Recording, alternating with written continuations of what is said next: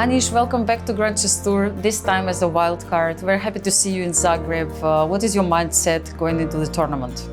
Yeah, thank you. I'm happy to be back. I've been wildcard before, I recall some of the years. I was just really happy to play the Rapid Blitz event.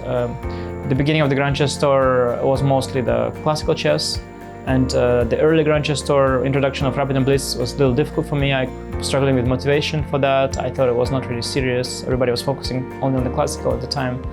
And now things have changed and I've played a lot of Rapid and Blitz. I'm really motivated to do well there, motivated to play for World Rapid and Blitz World Championship cycle as well, the event at the end of the year.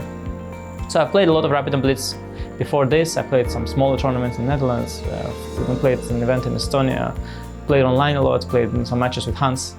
So I'm playing a lot of Rapid and Blitz lately, and this will be a great opportunity for me to play another one. It seems that lately you had a really good run, winning Sharjah Open and then also defeating Hans Niemann in 2 matches, as well as competing really well in the World Rapid and Blitz. It seems like you're getting back to your peak form.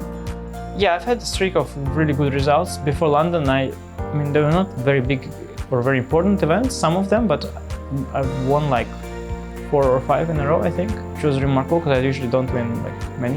It was also largely because some of the events weren't very strong, so that helped. But still, yeah, I feel very good for sure. It's normal that I should be around my peak at this age.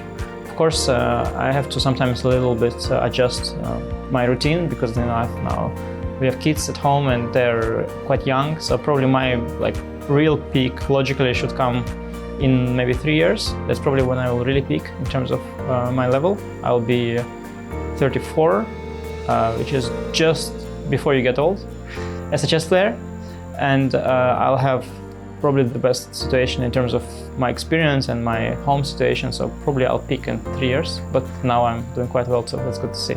I mean, I really like your approach that you're planning everything a bit ahead. Yeah, and also in 3 years, like Magnus, Hikaru will quit for sure, and Fabi will probably lose motivation as well and start family.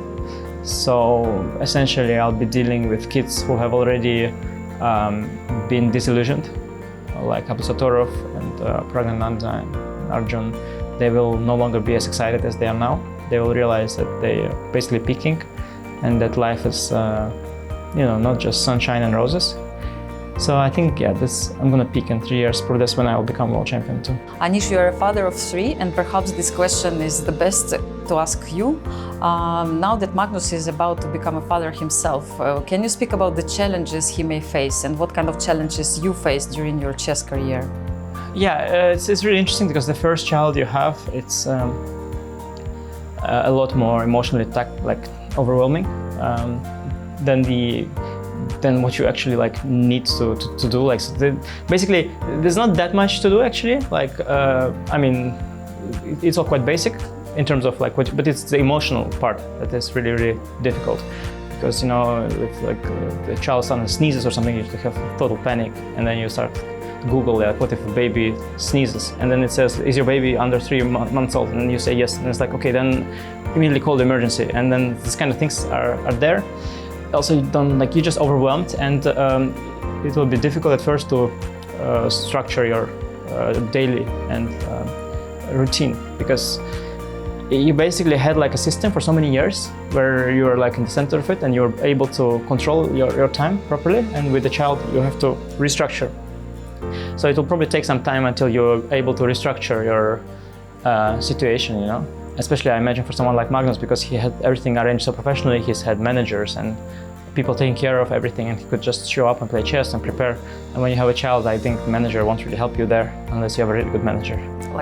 Can you give him some clear tips? I don't think that much can help. Just should be ready for difficult time. But I'm sure he'll, as being very, very smart and person, I'm sure he'll be able to set it all back up after a year perhaps, and be back on track. Find new motivation to continue and pursue his goals. Absolutely. And my last question is about the field. Just shortly tell us, what do you think about the participants?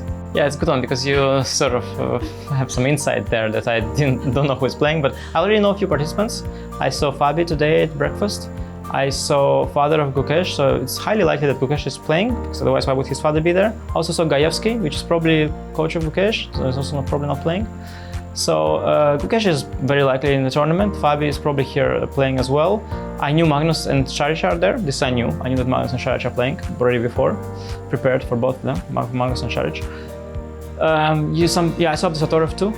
You told me that Maxim is not playing, which is disappointing. Yeah. I saw Duda. So, yeah, Duda is also here, I guess. There must be a few more players, but probably most important ones were already in. Oh, I read Pragnandes playing on Twitter. So Pragnandes was playing. There must be like a couple more left. So are you looking forward? It's about to start. Yeah, I'm really excited, and I'll see all the participants at the opening ceremony today. So then I'll be really ready. Yeah. Anish, it's always a pleasure to see you, and thank you for all your answers. Wish you the best of luck in Zagreb tournament. Thank you. Thank you for all your answers.